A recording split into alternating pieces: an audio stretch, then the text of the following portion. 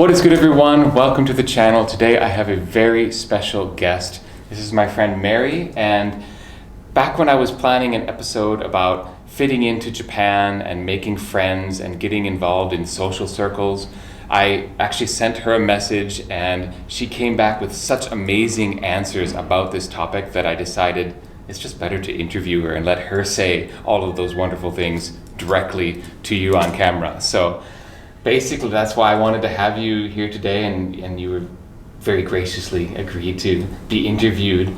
Can we start off just by you telling a little bit about yourself and like why you came to Japan and why you've stayed here all these years? Okay, well, thanks for having me. Very happy to chat with you today. Well, I came to Japan many years ago. In May, it'll be 28 years. And I came with the standard line to teach English. But actually, the job I had in the US, I was really bored with and was ready to escape. And I wanted to travel, but I'm really not the traveling type. So I thought the best way would be to live somewhere and have a job there. So I came to Japan. And I've taught English since I've come here. Started out in the eikaiwa business and really had fun in my 20s doing eikaiwa. It was really fun. And then moved on to high school, teaching high school, furthered my education, and started teaching at universities. I also have done other odd jobs too at the gig economy. Sure. Things like recording, voice recording, and special education projects and editing, things like that. Okay. Well, for someone, you say that you weren't the traveling type, Japan must have been quite the adjustment then, no? No, I fit in perfectly here. Really? Yeah. Okay, why is that? Yeah, I really felt at home. I came first, in 1994, I lived in Fukushima in Iwaki, and the pace of life was really slowed down, natural for me. And people were so friendly. There was a tight-knit foreign community too. So I just felt really at ease and at home. And people are just more polite here. One of the things that kind of got on my nerves in the States is that people wouldn't keep their promises. They weren't so sincere. They'd show up late for everything. And here, that all disappeared. People are very sincere. They stick to their word, and they let you know if they're going to be late or something came up. I was 30 minutes late today. But he let me know. He let me know. No, that's fine. So it sounds like you settled into your community and you said you felt really at home right away. The topic of this video that I wanted to kind of pick your brain about is that fitting in and making friends and getting into social circles. So what kind of advice, or from your experience, what really works when it comes to making friends and being accepted into various communities in Japan? Well, probably you have to be able to drink a lot of alcohol. Classic answer. Yeah, but I think actually that's outdated. It probably shows my age because the trends have changed a lot. Younger people are not into drinking so much. But it certainly helped me. I was able to drink and go out to the izakayas and have fun with people. But seriously, I think language is a key. When I first arrived, I was introduced to the local city hall language courses that were free. And it wasn't just language. They took us out to various field trips. We visited a potter's home out in the mountains. We learned about the culture, the local activities. So it was more as language and culture. And to live anywhere, if you want to interact with people, you need at least a basic knowledge of the language. I think, especially for American viewers of the channel, I think that's something they might underestimate as an opportunity. The whole culture here of having arrangements made through city halls or community centers. Because I went to the same. I went to free Japanese lessons at a local community center that was arranged by City Hall. Because as Americans, did you ever go to the City Hall in your hometown ever in your life? Not that I remember. Yeah, and when my wife and I lived in the States for a while, she's Japanese, I pointed out to her one day, we've been here 3 years. Do you realize we've never been to City Hall? And blew her mind. Like, you're right. But I think that's one of those resources that you should tap into if you're a foreign resident, because they do make a lot of arrangements and these groups, and not just learning Japanese, but they have cultural events and hobbies that you can get into through the local community center. Yeah, it was similar too when I moved to Yokohama. The ward office offered the same type of classes, and they also had a newsletter for foreigners that had different events in different languages too, not just Japanese, that we could go to these different festivals or events, so we could really be a part of the community. Yeah, that's important, because it can feel pretty lonely in a foreign country without that kind of support. But it sounds like you were never lonely. No, I wasn't ever lonely. What else did you have going for you outside of, because in our correspondence you mentioned some other things that you've done over your time here that have helped you meet people and make friends? Yeah, well, outside of work, actually one of my coworkers asked me to go to an Ikebana class with her. And that was not on my radar at all, although my background is in fine arts. I'm interested in art, and I was doing painting in Japan too. I went to a studio and painted, so I met people there.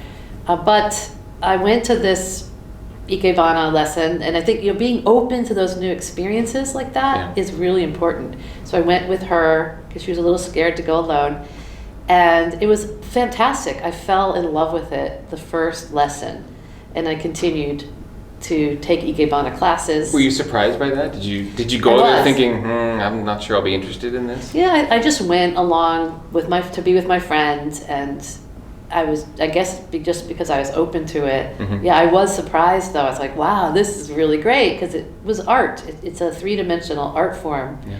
So I really enjoyed that and continued to get my teacher's license in the Sogetsu School of Ikebana. And then I also taught. So I've taught classes in English and even some in Japanese too. Oh, wow. Are you still actively doing flower arranging now? I do it for myself now, and the place where I live, it's a condominium complex called a mansion in Japanese. Right. They have a nice lobby area with some plastic flowers. So for occasional events like Girls' Day or Christmas or New Year's, I'll sneak away the plastic and put up some natural arrangement, fresh flowers. So not officially commissioned by the mansion committee, but you... Right. So... Well, they say ask permission later, or apologize and then ask permission, or no, don't ask permission, apologize later. Right. Yeah. Yeah, well, my neighbors welcome it. I've had lots of good feedback if they see me out there picking up the little flowers that fell off or setting up. They often say thank you. They're really grateful to have a change of scenery. One of the official committee members asked me to help with the courtyard garden because we had some plants that were dying. And he said, oh, what do you recommend? And he got a bunch of kids together, and one Saturday morning we pulled out the dead things and put in some plants that I love. Oh, wow, that's fantastic. And that's also, that's also a great way, I suppose, to have met neighbors and the people you live around in that mansion complex, because that's also one of those stereotypes of living in the larger cities like Tokyo and Yokohama, that you never meet your neighbors, you never have conversation with people, you're just kind of coexisting in the same space but not knowing who's around you. It sounds like that's not been your experience at all. No, but I think also just doing what you love. If you have a passion or a hobby and you follow that, there are people around that are going to have that same passion. Well, you mentioned language earlier, though. What happens when you come here with no Japanese, and is it harder then to get involved in these different hobbies and things? I mean, obviously, it's great and important to learn the language while you're here, and if you're here for any length of time, it's really a must, because that's going to give you greater and greater and deeper experiences. But when you came here at first, did you know Japanese? No, I didn't know anything. I knew, hai and iie and arigatou gozaimasu, but a little bit of counting. So I came basically at zero. And It took me a while. I'd say it was about 3 years before I felt comfortable just shopping, right? Just going out shopping, even still basic communication. So, because I used English all day, it wasn't easy to pick up the language. But I've been here a while, so finally, it starts to click, and you need to get out to practice it. One example I have that where people didn't learn the language is a play group that my son was in when he was 2 and 3 years old. It was a group of foreign women that started a cooperative play group in Roppongi, which is in that area. Roppongi is Abujuban, Hiro. I call that the expat bubble. Sure. Because you could live there and you don't need Japanese. And they cater to the foreign corporate workers, the expats, as some people might say. So they're really isolated.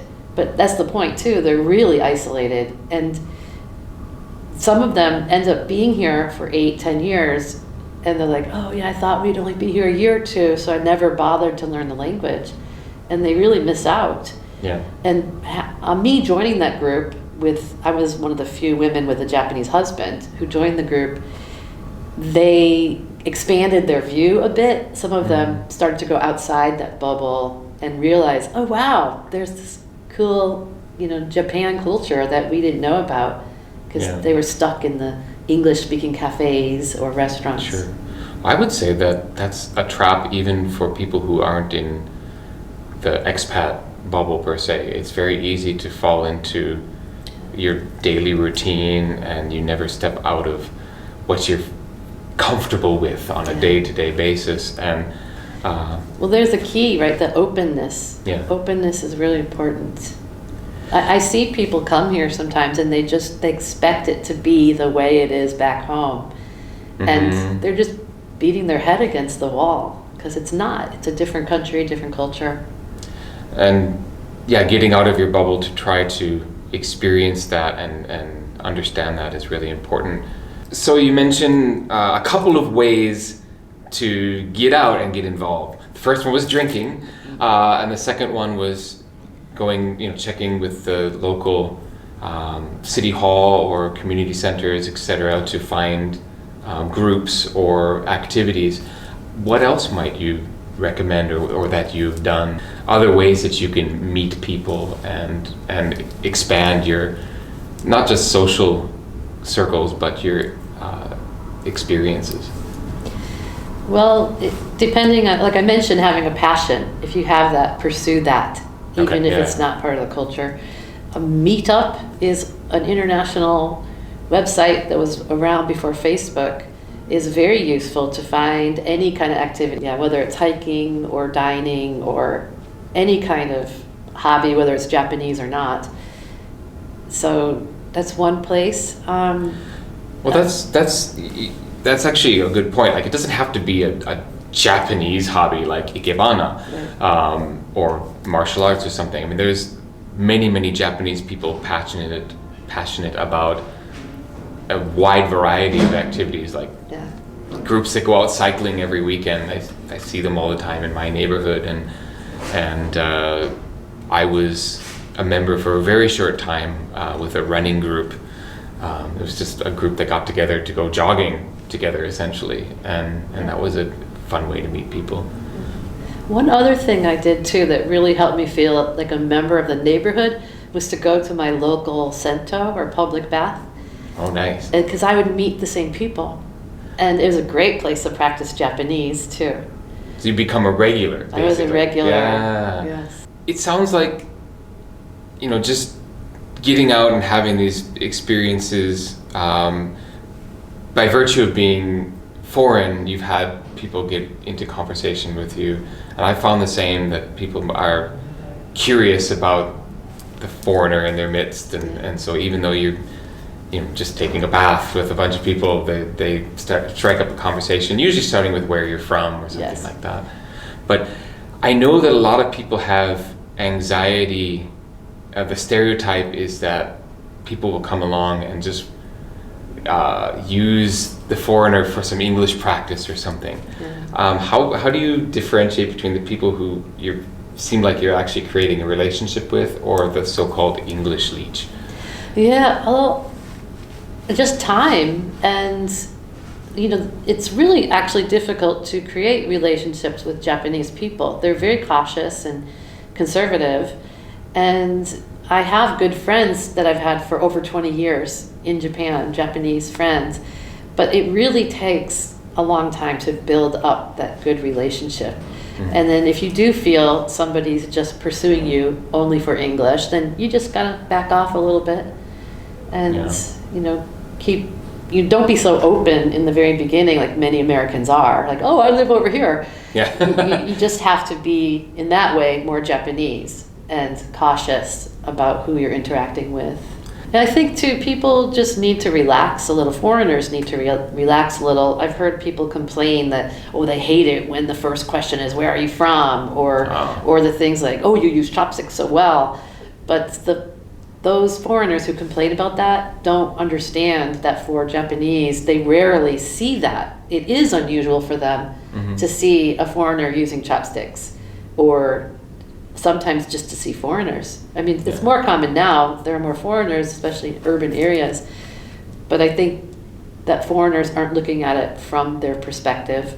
And it's also just a way to enter into a conversation, too. That's often how I've seen it. It's an icebreaker in a way. Yes. It's what's the most convenient way to breach conversation with this foreigner that you're interested in talking to? Comment on, you've obtained this skill that is usually just Japanese people. Right. Yeah. I take your point that there's a lot of people who are more quick or apt to complain about their situation than actually do something about it. And it's something that you brought up in our messaging back and forth that I thought was really important. Can you talk a little bit more about the foreign bubble complainer foreigners, I guess we could call them? Yeah, well, when you move to any new place, but particularly a foreign country, things are going to be different. And you have to be comfortable with that kind of ambiguity too, especially in Japan. But I think anywhere you go, you're not going to be familiar with what's happening. You're kind of a fish out of water. You need to get comfortable that you're not going to understand everything, language-wise or culturally. I went to an excellent workshop by Tom Frangos, who wrote Chameleons and Tall Poppies. It's about cultural differences or cultural parameters that exist. And he mentioned when you are adjusting to a new culture, you might hate everything, but find the one thing that you love and focus on that. And actually a lot of positive psychology talks about that now too. If you start to think about what you're grateful for or what makes you happy, then you start to see more of that in your life. But if you're focusing on the negative, you're just kind of making that wiring in your brain stronger and reinforcing that belief everything sucks here, right? And then when everyone says, your chopstick use is so good, you're just hearing that same thing and you're getting that negative feedback loop rather than viewing it in the positive light that, they just want to talk to me. Right. Yeah. Right.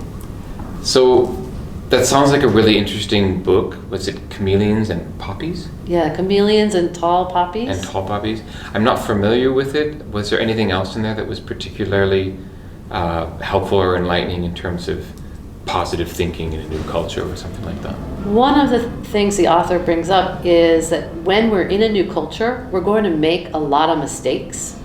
So we have to be good with that. We have to just be okay, I'm going to make mistakes and learn from them. Yeah. But often what happens, or sometimes what happens, is the newcomer starts to have a resentment against the culture because they're not adjusting or they're not learning. And as I mentioned earlier, they're just they expect everything to be the way it is back home. So there's no give or take, there's no giving on the newcomer's part either. How does one push past that, if that's the feedback loop you're stuck in? Well, sometimes people can't. There are some personalities that they're just not meant to live outside of their culture. There's this concept of core culture where people, they'll never marry someone outside of that, at least successfully, outside of the core culture that they live in. Mm-hmm. But it's described like an onion, and you have people who are fringe culture, and probably you and I tend to be more fringe culture because we're able to marry someone and have a relationship, a deep Mm-hmm. relationship with somebody not in our own core culture. Okay. So that makes a difference. Our personality is going to matter. So if someone's really struggling, it might be a good idea that they just go back home. So again, be open, be comfortable with ambiguity, find that thing that you love and follow that. Like if you love the baths, then go to baths, go to the sentos, go to onsens or the spas and enjoy the relaxation there. Yeah, that's rings true from the sense that it does seem like there's always those people who appear like they wouldn't be happy in Japan no matter what they tried to do, that it's just not the place for them. Well, that brings up a really good point, because I went to a seminar, and you can see I'm learning. I go to these seminars, I read these books. That's another piece. This is why you're perfect for this Right. topic. But that's what I recommend to people too. It's not like a natural thing sometimes. You Yeah. should explore cross-cultural awareness, cross-cultural communication. But I went to a workshop or seminar given at Sophia University years ago, and it was connected with TEL, Tokyo English Lifeline. They do Okay. counseling. And they talked about psychology and students who are studying abroad. And a lot of times, people who move to a different country or study abroad, they think that they're going to escape all of their problems that they had at home. But what happens is they actually get worse, because we are part of that interaction that's causing our own problems. Not to blame the victim, but there are many examples of students who had trouble with their parents, and they were really happy to escape that situation, thinking everything's going to be peaches and cream. And they live with a homestay family, and the same things happen, but often in a worse way. I hadn't thought about that. That's a really interesting idea, that if you're moving abroad and it's going to be this great escape from problems, that may not actually be the case. Yeah. Yeah, that's... So you need to be kind of psychologically sound to move abroad. That's really interesting, because I've actually talked about this a couple of times on the channel, this idea of what type of foreign resident ends up staying in the long term and what type goes home after a year or two, and trying to kind of put my finger on what is the difference in those situations. Do you think there are other things at play that in terms of what type of foreigner will actually end up staying here versus what type of foreigner will not? Well, I can give some advice to that, and it's not Japan specific, but Okay. one of the things I've studied is cognitive distortions. Are you familiar with those? The term, but not really the details. Well, this comes out of cognitive behavioral therapy and Adam Beck's work with emotional intelligence. Okay, yeah. But basically, our minds, our brains are wired in a way to help us understand our environment. And many of these, we say cognitive distortions, but they're actually ways for us to perceive our environment more quickly and to understand, okay, this is safe, okay, this isn't safe. So for example, looking through the world through rose-colored glasses, you're seeing all the optimistic things, and it's like a filter. Or seeing danger everywhere. You can see that with the news media. They really prey on our brains that we're looking for the negative so we can survive, right? We want to avoid that catastrophe or accident. Sure. So we focus on that. So if we understand that we have those perceptions, we can start to look for evidence. Is that really true or not? Right? Oh, this is a dangerous situation. Of course, you should probably leave if you think it's dangerous. But even if you're thinking, well, this is, unicorns and roses, find the evidence for that and kind of question your own judgment sometimes. Is this really what I think it is? A great example is if you're walking down the hall at work and you pass by a colleague and you say hi and they ignore you, then you might be thinking, oh, she hates me, or she's so rude. But or if you're a foreigner in Japan, maybe they're xenophobic and don't want to say hi to a foreigner. Yeah, exactly. And really, there could be a myriad of reasons for that. Maybe they're having a bad day. Maybe they're focusing on some kind of problem or issue that they have and didn't notice you. Yeah. And it's really something if you start to just become aware of it, if you just know about it. Most people don't even know they're doing this.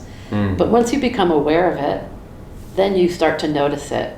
It's something I've researched and studied for a course that I teach. So I've become much more aware of this, and fun to watch other people.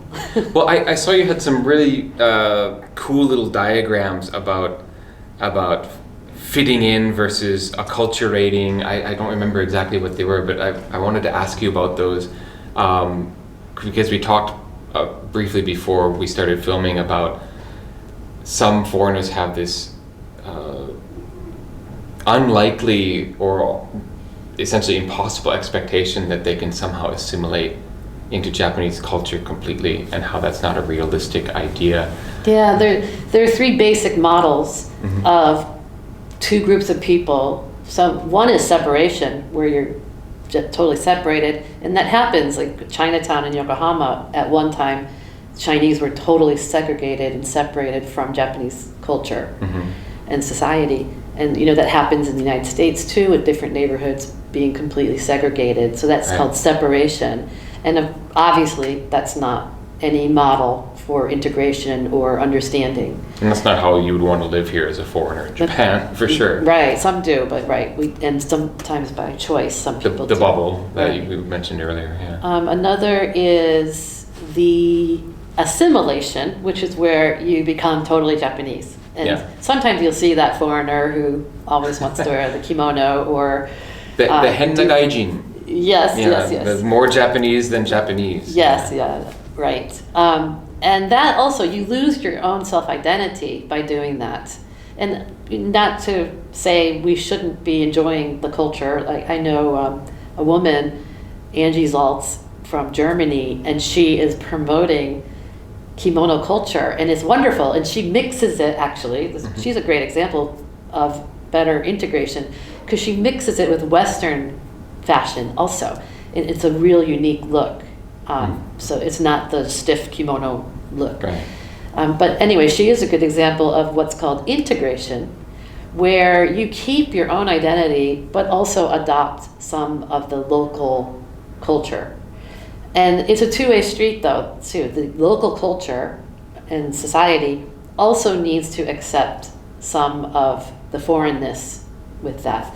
But some examples would be some ethnic restaurants that come here, right? They are offering Turkish cuisine or Indian cuisine, right, and they can still keep that local identity, but perhaps then be also part of the community. One of the issues that comes up is the discrimination that could happen from the local community to the newcomer. We've seen that happen, for example, in France, where second generation immigrants from French colonies have not been integrated into the society. And then we see some terrorism, we see some joblessness. So it's also important for the community too to provide Japanese classes, like we talked about, to provide opportunities for integration for people. But the balance is really important. The research shows that the balance is important to keep your own identity and have a strong identity and incorporate some of the local identity or the local culture. I think this ties into our chopsticks example earlier. Like if you want to be fully accepted as Japanese, and therefore it's incredibly insulting for someone to presume you couldn't use chopsticks, that's always going to be a stumbling block. So I think the recognition that you're going to keep your foreignness because it's going to be there in any respect. I don't think it's physically or mentally possible to become fully anything that you didn't grow up in initially. Sure. So I think a lot of it is the acceptance of that. Does that sound right to you? I mean, Yeah. it sounds right in my head as I'm saying it, but... Yeah. You know, even we talked about language too. I've been out with friends, foreign friends, who have language ability way above mine in Japanese. But the way that they come off is just rude in my perspective. Like at a restaurant, they do something demanding or they didn't quite understand the nuance of what the server said. But I did, even with my lack of language compared to my friends. And I realized, oh, okay, he's saying this. And they missed that. They missed those cues too. Sometimes that happens. You and I understand this well as language teachers, how much language and culture tend to be intertwined. And it's not just the words you say that carry the meaning, but it's how they're said and in what context they're said and in what emotional state they're said. Yeah, and often what's not said. And exactly often what is not said. Right. Very true. Is there anything else that you wanted to add in terms of, encouraging people, ways to get out and become part of things in the community, or strategies that they could employ to try to make their time here more comfortable so they don't experience the culture shock or the overwhelming inability to adapt that we talked about? Well, I think we've covered it. Be open to new experiences, do what you love to do. Go to City Hall, as you mentioned too. Go and see what they have to offer. See if there's a newsletter or any kind of outreach program for newcomers. Go to this local supermarket, and they often have postings. Even the international supermarkets will have postings for classes or exchange programs. I was in the countryside, and not an international supermarket, just a very local supermarket, and there was an advertisement for shamisen lessons, and that's how I found my shamisen teacher, just from the wall of the supermarket. Yeah. So the willingness to go out and search for these opportunities. Definitely. Well, thank you very, very much for agreeing to do this, and even finding the place, the very studio-like environment that we have today. That was really nice of you to invite me up here. Thank you, my pleasure. It's been fun. And I want to take this moment to plug that I'm starting a podcast soon that I'm calling the Journal of Japan Journeys, where I'm going to be compiling interviews with a number of different people talking about their Japan experience, just the journey of their Japan life, why they came here, why they're still here, what they're doing here, etc. And I'd like you to please think about looking for that podcast. And I'm bringing it up because I'm hoping you would possibly be a guest on that podcast at some point. I would love to. I have lots of things to talk about. Fantastic. Okay. Thank you again for being with us today, and thank you to all of you who are watching this video. If you've made it this far in the video and you still haven't hit the like button and you're not subscribed to the channel, what are you waiting for? You've made it this far. And thank you very, very much for watching this particular video, and we'll catch you next time. Peace. Thank you.